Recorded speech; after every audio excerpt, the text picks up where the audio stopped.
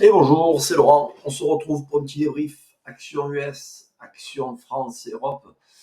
On va voir un petit peu ce qui s'est passé ces derniers jours et ce qui a engendré ces mouvements un petit peu, on va dire des mouvements de manipulation du fait de ce que annonce Trump le jour et la nuit et qui donne un marché très très volatile. On va commencer directement sur les grosses valeurs tech de la Silicon Valley avec Apple qui avait énormément investi. On avait vu par la suite sur les 218 au niveau des 200, 215, 218 un niveau important en cas de cassure très importante. On est en bougie hebdomadaire, donc à la semaine. Il y avait un gap qui pouvait servir de travail, ce qui n'a pas été le cas. Il a été perforé donc la semaine du 31 mars, donc la semaine dernière. Et on voit qu'on a un marché qui travaille en dessous de la zone des 196, qui était une zone de polarité. On est venu récupérer. Alors, c'est ça qui était vraiment important à prendre en compte. Le niveau des 173, 174 était un niveau très très important. Il a été percé. On a eu un rebond mercredi à l'annonce de Trump lorsqu'il a mis en stand-by les tarifs douaniers pour une majeure partie des pays pendant 90 jours, entre autres l'Europe. Donc du coup, on a un marché qui a été très très bullish et Apple a pris quasiment plus de 16%, je crois, dans l'après-midi, dans la journée. Donc on a un rebond très important. Toutefois, le marché reste quand même indécis parce que hier, Trump a annoncé des tarifs douaniers envers la Chine qui passent de 125, il les a augmentés de 20 points, donc ils sont passés à 145%. Donc il faut savoir que Apple, plus de 80% de ce que vend Apple est fabriqué en Chine. Donc donc ça va être répercuté sur le prix des téléphones, des ordinateurs, des tablettes, enfin de tout ce que vous pouvez acheter comme matériel Apple. Le prix va être répercuté dessus. Toutefois que il y aura des allers-retours au niveau des frais douaniers entre ce qui sort et ce qui rentre d'un pays et de la Chine et des Américains. Les tarifs douaniers vont exploser. Voilà. Donc pour Apple, c'est pas exceptionnel. On voit qu'on a un marché qui est en train quand même de bien hésiter et de repartir énormément à la hausse. On est sur une configuration qui est quand même assez baissière. Et il faut savoir que Apple est la plus grosse pondération du Nasdaq et du S&P et du DJ. Et lorsque Apple est malade, le reste des actions est très malade, des valeurs tech. Voilà, donc on a sur le plus haut de Apple, on a eu un plus bas à moins 35%. À l'heure d'aujourd'hui, on est à moins 26%. On pourrait avoir un revirement de ce petit roman haussier pour revenir un petit peu sur les points plus bas. Le bas de cette consolidation que l'on a ici est vachement importante parce que on a une grosse accumulation d'ordre qui a créé un range pour après exploser et créer de nouveaux ATH. Donc le bas de la consolidation serait, en cas de venue du prix, un joli peut-être point d'achat pour Apple. Okay. Toutefois, on est dans une année très indécise avec énormément d'incertitudes sur les marchés. Donc soyez prudents. Malheureusement, ceux qui ont acheté très haut, c'est très difficile. Je pense psychologiquement, mais si vous avez encore du cash, voilà, c'est intéressant d'accumuler encore au plus bas pour Apple. Regardez au niveau de la SMA 200 période, donc c'est la rouge, on est quand même au-dessus, on n'a pas clôturé en dessous. On va voir cette semaine, donc vendredi soir, la clôture hebdomadaire, mais je pense qu'à moins d'un revirement de Trump ou d'une annonce un petit peu folle encore, assassine, on va dire, on pourra avoir un break-even plus bas pour cette semaine, mais j'en doute un petit peu. Voilà. Donc soyez vigilants sur ça. Donc Apple, pour l'instant, ceux qui ont pris des achats, ils sont très très bien. Maintenant, il n'y a pas encore de configuration acheteuse très très importante. En daily, c'est la même chose. On est en train d'avoir une indécision dans cette journée. Donc non, ça c'est la clôture de jeudi. On n'a pas encore ouvert, c'est le marché US, pardon. Donc on pourrait avoir un marché qui vienne un petit peu plus bas, récupérer, monter, à voir. La zone de polarité, là pour l'instant, on est sur une zone qui a travaillé, une grosse impulsion, les 174, gardez-le en tête, hein, c'est un joli prix pour l'instant. Okay, donc on a une zone de bataille qui est confluente avec le reste de l'historique de l'action Apple, d'accord. À plusieurs reprises, on est revenu travailler cette zone et là on voit qu'on a bien rebondi techniquement dessus, donc le marché est allé chercher les plus bas pour rebondir dessus et repartir à la hausse. Okay. Apple, AMD, on va se le voir aussi, le concurrent direct de Nvidia. C'est un peu la même configuration. Là, ce que j'aime bien, c'est que on est arrivé quand même sur un point super important des 83-87. On a pété les 83-87, qui était une grosse zone de bataille, et on est venu sur les 75, liquider le marché pour repartir à la hausse de mercredi. Voilà. Maintenant, on a un canal qui est clairement un petit peu identifié à ce niveau-là. On pourra aller sur le bas du canal. Le bas du canal réintégrerait le prix des 70-71 dollars, l'action sur AMD. Voilà. Donc après, objectif achat sur du long terme, ça serait les 132 pour un bel objectif. Donc on prendrait un joli billet pardon. Hop, ça de suite. Eh ben, voilà. De 72% de hausse, ça serait pas mal. Ça serait pas mal d'avoir ça en configuration haussière. Voilà. Mais bon, quoi qu'il en soit, pour l'instant, on est vraiment dans une thématique très, très baissière. On arrive sur des supports intéressants, des bases de prix qui ont été travaillées, cassées, réintégrées. On est au-dessus des 83-87. D'accord? Est-ce que ça va continuer? Affaire à suivre. Maintenant, un marché très indécis. Donc, deux solutions. Ou vous achetez des popcorn et vous regardez le marché faire ses folies, ou vous décidez de rentrer avec des petites des petites liquidités, des petits lots, et si le marché continue à baisser, il vous reste encore du cash pour intégrer un petit peu de cash dans le marché. Ok. AMD, on va aller voir Broadcom, hop, qui est ici. Ok. Broadcom, lui, il est carrément revenu dans la consolidation. Hein. On a vu une consolidation ici. J'ai fait une extension de la consolidation. On est venu au bas de la consolidation. Travailler le bas. On travaille toujours en dessous de la SMA de 100 périodes, hein, donc la rouge. En hebdomadaire, on est sur un retracement baissier qui est pas foufou, hein, sur les plus hauts. Broadcom j'arrive pas. Voilà, ici, avait retracé de 45%. À l'heure d'aujourd'hui, il est à 31% de baisse. Et on va voir la clôture hebdomadaire. Voilà, si on a une belle englobante, on pourra avoir un prix qui reparte un petit peu plus à la hausse. Voilà, mais la configuration géopolitique est de mise. Voilà. Ça, c'était Broadcom. Voilà, donc conserver. Là, on peut travailler une zone de range. Hein. On peut retravailler cette box, en fait, qui avait été créée auparavant. Et on peut travailler comme un ping-pong à ce niveau-là pour après ou casser par le haut ou casser par le bas s'il y a encore un gros bordel des annonces de Trump. Ok. Google, ouais, ça on avait vu. Bon, j'ai pas envie de m'attarder sur Google. Moi, je voulais vous parler de Intel. Intel, c'est la dernière roue, c'est une roue de secours. Eh ben dis donc. Intel, c'est une petite roue de secours. Quoi qu'il en soit, vous savez que le CIO a changé il y a quelques temps. Nouvelle direction. Là, pour l'instant, il est sur une grosse indécision. On pourrait avoir comme une distribution pour continuer à baisser et venir sur les points pivots un petit peu plus bas si on casse la box, clôturer à la baisse. D'accord? Donc, revenir sur les 14,50 entre les 12 et les 13,25. Ça serait pas mal d'avoir un prix à ce niveau-là. Au plus bas, on aurait les 9,40, hein, donc on l'avait vu pour Intel. Maintenant, Intel ne va pas disparaître, hein, sensiblement, donc ne sera pas décoté non plus, hein, par rapport à quelques rumeurs qui avaient pu être émises il y a quelques temps de cela. Je pense qu'on peut, depuis ces plus hauts, on a un actif qui a baissé de 71%. On pourrait aller peut-être un petit peu plus bas, créer de la liquidité, récupérer du cash à ce niveau-là, le temps que l'entreprise, en fait, puisse se remonter fondamentalement et en trésorerie, et avec de nouveaux projets et de nouvelles puces et de nouvelles cartes, en fait.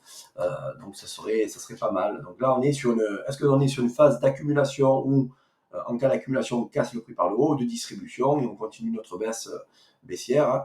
Quoi qu'il en soit, on a quand même des mouvements qui sont des plus hauts de plus en plus bas. Ok, donc des plus hauts de plus en plus bas à ce niveau-là, à ce niveau-là et à ce niveau-là. Des plus bas, tous cassés les uns derrière les autres et jamais récupérés. Donc on est quand même dans une belle théorie de dos baissière. Et là, pour l'instant, voilà, toujours pareil. Tant qu'on n'a pas de confirmation sur des unités de temps assez petites, et entre autres, je parlerai du DI, hein, puisqu'on voit sur de l'investissement très long terme, là, pour l'instant, Intel, il n'y a pas de raison de rentrer plus que cela. On avait eu une cassure de la SMA 200 période en daily, ça n'a pas été confirmé avec des jolis pullbacks et avec des reprises haussières. Et là, on voit qu'on casse toujours des plus bas et on vient récupérer du cash. Donc, tant qu'on n'a pas cassé, on va dire, ce niveau-là, hein, de la consolidation ou de ce range-là qui est en train d'être travaillé, tant qu'on n'a pas cassé ce niveau-là, c'est très difficile de prendre un achat. Ok, donc peut-être de rentrer à la cassure des 25, à la cassure des 26, ou il est pour les plus courageux que rentrer en bas des ranges des cassures de liquidité et des récupérations de liquidité. Ok, ça c'est pour Intel. Meta, lui,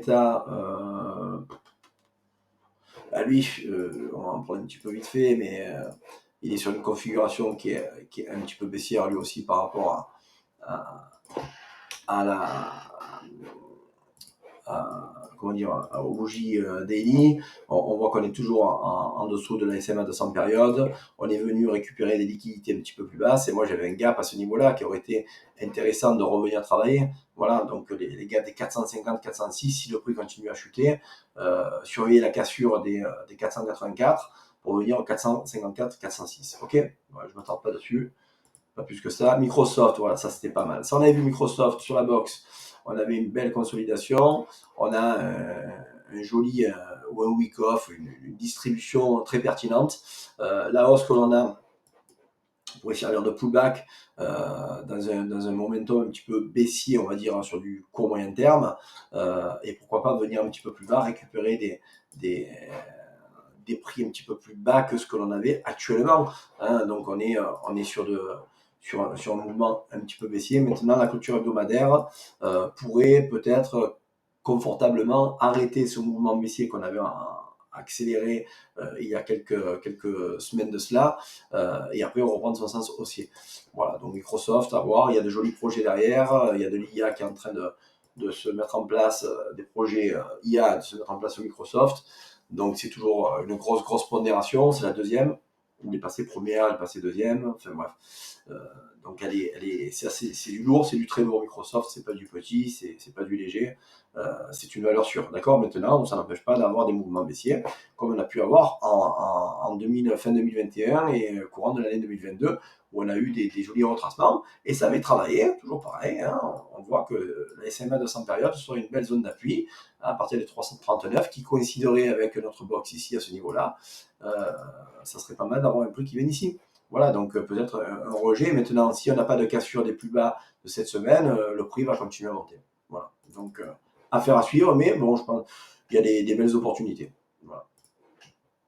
Nvidia, on va en parler. Après avoir pris 18% mercredi, il s'est fait shorter de 6%, donc jeudi, hein, vous avez vu la clôture.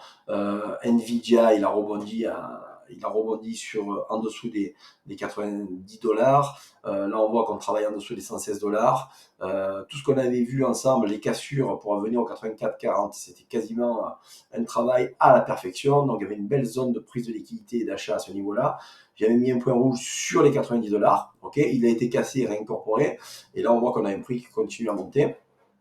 Toutefois, on travaille en dessous de la SMA 200 période en daily, et on a un prix qui englobe hebdomadairement la dernière bougie de la semaine du 31 mars. Donc pourquoi pas avoir un Nvidia qui commence à se stabiliser en dessous des 116 pour récupérer de la liquidité et repartir à la hausse après par la suite. Voilà. Maintenant, au plus bas, si on vient casser encore les plus bas de cette semaine, donc des 84,40, on pourrait revenir sur les 76,41. Voilà. À l'heure d'aujourd'hui, Nvidia a perdu, je vais vous dire ça, au plus bas, il a tapé les 42%, et là, on est à moins 30% aujourd'hui. D'accord. Tesla, qui avait pris 22 points mercredi dernier, qui s'est fait shorter de 7,27 en clôture hier. Donc c'est pas rien quand même, hein. On voit la grosse hausse. Après, il a ouvert jeudi avec un gap baissier, il a continué sa baisse avec un rejet. Tesla est quand même dans la tourmente de ce que fait Elon Musk. Normalement, il devrait sortir du gouvernement et retourner un peu à faire ce qu'il sait faire, donc gérer ses boîtes et faire du business. Hein. Donc voilà ce pourquoi il est fait, et non faire de la gouvernance, on va dire, fédérale, entre guillemets, gouvernementale. Mais voilà, pour l'instant, voilà, on a un prix qui pourrait... on pourrait avoir une box, hein, à ce niveau-là, un range. Hein, voilà. On pourrait avoir un range dans cette zone de prix, borne haute 288 et borne basse 218. Faites attention aux 218, si on les casse, on est sur le seuil des 209 et un petit peu plus bas les 181. Donc ça serait pas impossible d'avoir un prix, un Tesla qui vienne à ce niveau-là. Belle opportunité après d'achat. Ok, on va aller voir les actions françaises. Air France, j'avais envoyé une, une analyse sur Air France parce qu'on était vraiment très bas et on a des entre guillemets des soldes. Le rebond qu'on aurait pu avoir sur les 8,7, 9,5 euros ont été complètement cassés. On est en train de travailler la zone des supports des 6,98. Donc on pourrait casser encore plus bas et on viendrait quasiment sur les plus bas jamais connus depuis depuis son ouverture. Il faut savoir que Air France, depuis son plus haut jusqu'à aujourd'hui, il a perdu 96%. Air France, est-ce qu'il va disparaître? Je ne pense pas. Est-ce qu'il va s'effondrer? Je ne pense pas. Est-ce que si toutefois demain il y a un souci fondamental dans la société, il sera peut-être aidé par des gros investisseurs ou l'État à avoir affaire à suivre. Mais est-ce que ça serait une opportunité pour pouvoir acheter? Attendez les confirmations en daily. Là, pour l'instant, vous voyez qu'on est full baissier. On pourrait casser encore les plus bas des 6,95 et venir récupérer un petit peu le nez en plus bas. Alors là, pour l'instant, on n'a pas de configuration acheteuse. On a juste les popcorn on va dire, à manger devant le graphe et attendre avant d'avoir comment dire, des confirmations acheteuses. Je vais mettre une alarme sur le seuil des 7,04. En cas de petite sonnette, on va voir peut-être un prix qui continue à chuter. Ok, ça c'était pour Air France. On va aller. Bon, attends, j'en parle pas, c'est éclaté. Pernod, ben lui, Pernod, il est aussi dans la tourmente de façon droit de douane et un manque comment dire, de consommation, que ce soit dans les pays asiatiques très friands et les États-Unis. Il est en train de se faire prendre une bonne gifle. Après le double top, on voit qu'on a une continuation baissière qui se fait carrément confirmer quasiment tout le temps. On est moins 57% depuis son plus haut. Et on travaille des zones qu'on avait vues ensemble. On a des petits rebonds mineurs, 92 euros le prix, donc on est sur les monthly. En hebdomadaire, on voit qu'on commence à avoir, je vais voir si on a du volume, voilà, on commence à avoir du volume acheteur. Donc ça me plaît. Ça serait peut-être un signe de commencer à rentrer dans le Pernod pour comme objectif, dans un premier temps, les 112 et un second temps, les 140 euros. Voilà, ça serait un bel objectif au niveau de Pernod. On voit qu'on a la liquidité qui commence à rentrer dans le marché. Maintenant, faites attention, tant qu'on travaille en dessous de la SMA 200 périodes en daily, qui est reine mère pour la confirmation, l'aide à la confirmation sur l'achat d'une action. Il faudra attendre qu'on vienne en fait en dessus de la SMA 200 périodes pour acheter le marché et venir plus bas sans anticiper ces mouvements haussiers qui travaillent en dessous de la SMA 200 périodes. Ok, donc ça c'est pour Pernod. Nexity. Nexity. Donc ça c'était pas mal au niveau de Nexity. On a eu les 8,23. Ok, donc ils sont ici. Ils ont été travaillés. Là pour l'instant on les rejette. On vient plus haut. Est-ce qu'on aurait une belle opportunité avec un double bottom qui a été créé pour pouvoir créer ça y est, son envolée. Quand le bâtiment va, tout va. Voilà, donc lui, il souffre aussi un petit peu des tarifs douaniers qui sont imposés un peu à droite à gauche, parce que bon, ben, ils importent aussi, donc pas mal de matériaux qui viennent de l'extérieur et pas que de France. Donc du coup, ils ont besoin aussi d'avoir carrément un marché un petit peu plus structuré, avec moins de décisions et moins de volatilité qu'aujourd'hui. Mais on commence à avoir voilà, de la quiétude qui se met sur le marché. Et ce qui me plaît, voilà, c'est ces rejets-là, même si on a des petits retracements baissiers. Les rejets que l'on a avec une bougie verte acheteuse pourraient me donner une indication de pouvoir entrer dans le marché et racheter un petit peu le Nexity pour rentrer pour une première fois. Hein, je ne suis pas encore rentré. J'attends un petit peu. Là, je voulais rentrer à ces niveaux qu'on avait ici, mais on n'avait jamais de confirmation importante. Mais là, je vois un joli rejet avec du volume qui avait été donné dans le marché à ce niveau-là, que ce soit en daily, en hebdomadaire et en monthly. Donc, on aurait peut-être un petit billet à faire sur ce niveau-là, même si on est en dessous des SMA 200 périodes. Rentrer première fois, confirmer pour rentrer un petit peu plus, avec plus de volume, au-dessus de la SMA 200 périodes pour Nexity. Ok. Nexity, on va aller voir Stellantis, c'est des caps. Bon, Stellantis, il est dans le gouffre. Je ne vais même pas vous en parler, volume vendeur, il casse tous les plus bas, de plus en plus bas. C'est une horreur. Ils n'arrivent pas avec tous leurs problèmes internes et de fabrication de voitures, de voitures PureTech. Ils n'arrivent pas à reprendre le dessus. Ils sont très très riches. Depuis leur plus haut, ils ont perdu 71% et ils pourraient perdre les 80%, ça serait pas du luxe, qui serait un seuil. Voilà, les 5,48 pour Stellantis serait un seuil de rachat d'actions à ce niveau-là, si toutefois la fondamentale va dans le sens du marché, donc qui est positive. Ok.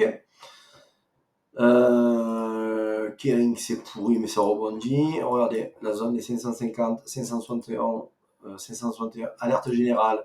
En cas de cassure, surveillez les supports, je vous l'avais dit, des 486, on rebondit dessus. C'est pas anodin, c'est pas pour rien. Kering qui commence à changer sa direction de 2-3 grosses boîtes de prêt-à-porter, de fringues, de chaussures, de ce que vous voulez. Balenciaga, Burberry. Maintenant, voilà. Attendez, je suis sûr. LVMH, pardon, monsieur Fada. Je croyais que c'était Kering, c'est LVMH. Donc on revient sur ça. Donc bien sûr, les supports, c'est les mêmes. Pardon, excusez-moi pour le petit quiproquo. Et on voit qu'on a un joli rebond. Maintenant, est-ce que le rebond va continuer ou pas? On voit qu'en en daily, on commence, même si on a des gros volumes acheteurs qui ont été mis sur le marché sur ce niveau-là, on voit qu'on quand même on retrace un petit peu la baisse. Donc soyez patient avant de prendre une position sur LVMH. Il pourrait encore un petit peu baisser avec les tarifs douaniers. Il y a 90 jours, donc peut-être qu'il faudra attendre encore un trimestre, 90 jours complets, avant de prendre une position sur le marché. D'accord. Kering, voilà, il est là. Lui, c'est le néant, il fait que chuter. Ok, il a cassé tous les supports qu'on avait vus ensemble sans pour autant prendre d'achat. Il les a tous cassés et il est venu récupérer, ok, à ce niveau-là, une grosse prise de consolidation. Il vient travailler dans cette grosse box de consolidation qui a permis l'essor incroyable en 2016. Et on voit que tout ce qui a été fait en 2016 avec les nouveaux ATH a carrément été récupéré à 90%, voire 100%. Ok, donc de son plus haut, Kering, il a perdu 79%. Voilà, donc il y aurait peut-être une belle opportunité, mais bon, pour l'instant, Kering a le Covid, on va dire, hein, et un peu le rhume. Voilà, donc là pour l'instant, c'est un couteau qui tombe, soyez patient. Soyez patient, soyez patient. On va aller voir Total. Total qui, malheureusement, malheureusement pour ceux qui ont acheté très haut, mais heureusement pour ceux qui ne sont pas dessus, on va dire, un petit peu la poussière du fait de la forte production de pétrole qui a été mise en place par l'OPEP pour le mois d'avril et qui a déjà débuté pour 18 mois, de l'indécision du marché et de la baisse économique qu'il y a sur le marché mondial de la consommation de pétrole. Donc du coup, on a un WTI, un Brent qui chute, Total chute par la suite. Voilà, mais pourquoi pas, hein, on l'avait vu en cas de cassure de 51. Bienvenue au 45,78 et 46,62. Donc ça serait une belle zone. On va se mettre une alarme à ce niveau-là parce qu'on pourra avoir un prix qui continue à shorter à ce niveau-là et ça serait pas mal de rentrer dans le marché. Ok. Voilà. Mais écoutez, on a fait le tour. Je vais vous parler vite fait du WTI, du VIX. Donc voilà, regardez, je vais vous montrer le VIX aujourd'hui. Le VIX, c'est l'indice de volatilité du S&P. On est encore haussier, on est dans une zone qui travaille au-dessus des 35 points, donc très très volatile avec beaucoup d'indécisions. Et lorsque le VIX part à la hausse, on a les indices qui montent, et c'est ce qui est le cas, les indices qui chutent, c'est ce qui est le cas pour les indices, d'accord. Là on peut le voir, je vais vous mettre le DAX. Pour puissiez comprendre un petit peu ce qui se passe ce matin sur les valeurs européennes. On voit qu'on a un DAX qui chute énormément, d'accord, qui récupère plus que ce qu'il faut de la montée de mercredi. Donc ça, c'est vraiment de la manipulation de marché. C'est un rebond sur c'est un très gros rebond, on va dire, sur un marché très bearish. Donc un rebond technique sur un marché bearish qui pourrait continuer encore à descendre. Donc attention, très difficile d'acheter le marché en ce moment-là. On revient sur le VIX. Voilà, donc tant qu'on travaille dans cette zone-là, hein, haut de la baisse des indices 2022, qui sert de zone de polarité basse, tant qu'on travaille dans ces niveaux-là, au-dessus des 30 points, sachez que le marché est très indécis et très baissier. Voilà. Lorsqu'on reviendra sur une stabilité de marché, c'est lorsque le VIX reviendra dans la zone des 23-25. Là, on pourra dire peut-être, hein, on commence à racheter les indices et quelques valeurs qui pondèrent les indices. D'accord. Mais là, pour l'instant, on est dans une folie considérable du fait de tout ce que impose Trump à tous les pays du monde, voilà, pour faire ses négociations et ses manipulations de marché. Voilà. Donc, voilà pour tout cela. Je pense que on a fait le tour. N'oubliez pas d'aller sur TradingView, mettre des boosts à toutes les publications qu'on fait. Je vous dis, prenez soin de vous, passez un bon week-end. C'est vendredi. Prenez soin de rester en dehors des marchés s'il y a trop de volatilité et conservez votre capital. Bye bye, bonne journée.